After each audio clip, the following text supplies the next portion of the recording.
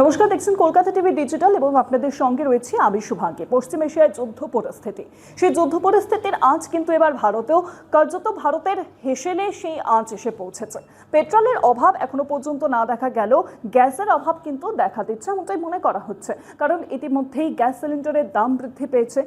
শুধু তাই নয়, কেন্দ্রের তরফে স্পষ্টত জানিয়ে দেওয়া হয়েছে যে 21 দিন অন্তর নয় গ্যাস বুকিং করা যাবে, 25 দিন অন্তর।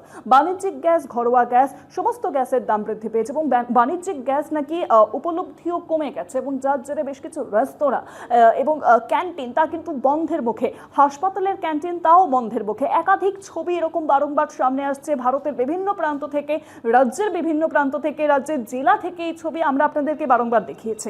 আর সেই আবহে এবার কিন্তু গ্যাস সিলিন্ডার ডেলিভারির সময় বেঁধে দেওয়া হয়েছে কেন্দ্রের তরফে। বড় আপডেট আপনাদেরকে এই মুহূর্তে আমরা দিতে চলেছি। মধ্যপ্রাচ্যে অর্থাৎ পশ্চিম এশিয়া যে চলমান যুদ্ধ পরিস্থিতি, সেই যুদ্ধের আবহে এবার কিন্তু সরকার জানিয়ে দিয়েছে যে এলপিজি গ্যাস বুকিং করলে, সেই সিলিন্ডার বুকিং করলে 2.5 দিনের মাথায় সেই সিলিন্ডার ডেলিভার করা হবে।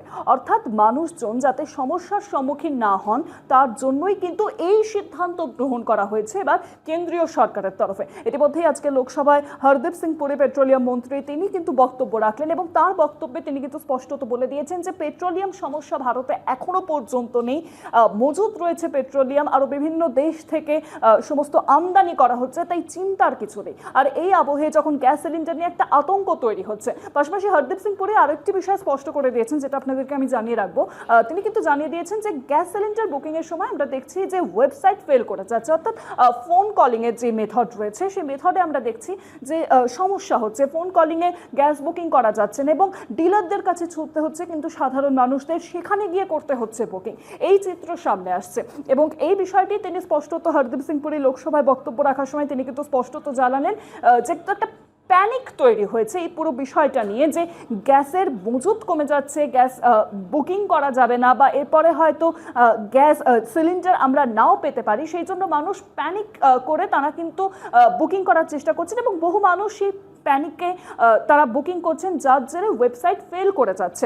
এই বিষয়টি কিন্তু আজকে স্পষ্ট করে দিয়েছেন এবং পাশাপাশি তিনি কিন্তু জানিয়ে দিয়েছেন যে আতঙ্কিত হওয়ার কিছু নেই। কেন্দ্রের তরফে ওই কথা স্পষ্টত জানিয়ে দেওয়া হয়েছে যে আতঙ্কিত হওয়ার কিছু নেই, গ্যাস সিলিন্ডার মজুত রয়েছে, কিন্তু যাতে কোনো রকম কোনো আকাল সৃষ্টি না হয়, সমস্ত মানুষজন যেন সমান পরিমাণে গ্যাস পান, তার জন্যই এই সিদ্ধান্ত।